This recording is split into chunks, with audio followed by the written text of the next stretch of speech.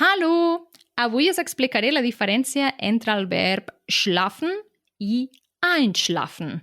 El verb schlafen significa dormir i si voleu fer les formes en passat és schlief, s'escriu amb IE, tot i que es pronuncia una I llarga, i el verb en perfect és hat geschlafen. Per tant, hat, el hilfsverb, és amb el verb haben. Per tant, schlafen, dormir.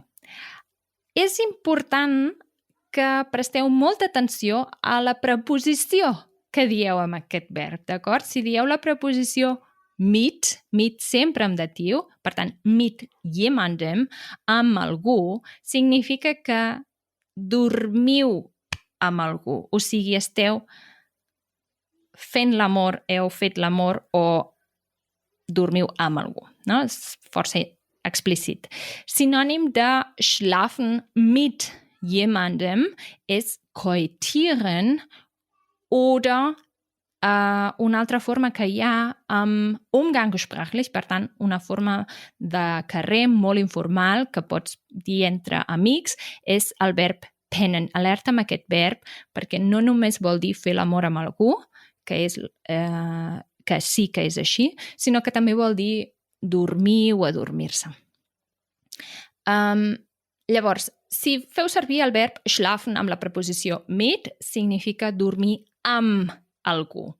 En canvi, si feu servir la preposició bei, que també va amb datiu, per tant és bei jemandem, significa dormir a casa d'algú. Per tant, passar la nit. Sinònim de schlafen bei jemandem seria übernachten bei oder in. Per exemple, ich habe in einem Hotel übernachtet. El verb übernachten és untrennbar, per tant, no es pot separar.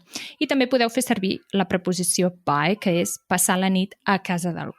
Per tant, totalment sinònims. Un altre sinònim de schlafen bei seria untergebracht sein. El verb unterbringen significa allotjar, per tant, untergebracht sein significa estar allotjat.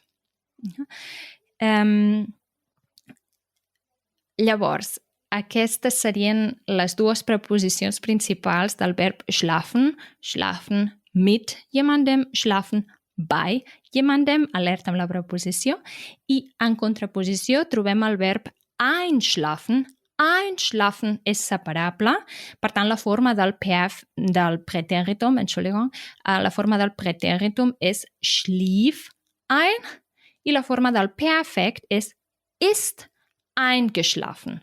Aquest ist, alerta, és o sigui, la forma del Perfekt del verb einschlafen és amb el verb sein, per tant, ist eingeschlafen i significa adormir-se. Adormir-se, o sigui, sinònim de einschlafen, podríem dir in Schlaf sinken oder in Schlaf fallen, hinlegen, també podríem dir pennen, però si podeu fer servir les altres opcions que us dono, els altres sinònims, millor que no pas pennen. O sigui, us estic explicant que també és sinònim de pennen per si ho veieu escrit o algú us ho diu, d'acord? Einschlafen. Per exemple, quan diem gestern bin ich am Anfang des Filmes eingeschlafen. Ahir em vaig adormir al principi de la pel·lícula. Alerta perquè en català és reflexiu i en alemany no. Bin ich eingeschlafen.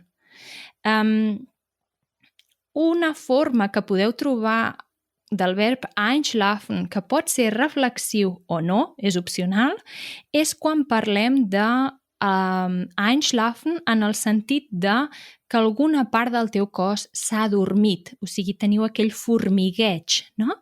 Llavors sí que pots dir, per exemple, mein Arm ist mir eingeschlafen o mein Arm ist eingeschlafen, o sigui, el meu braç s'ha adormit. I fins aquí el vídeo. Que vagi molt bé. Adeu. Ciao, ciao. Tschüss.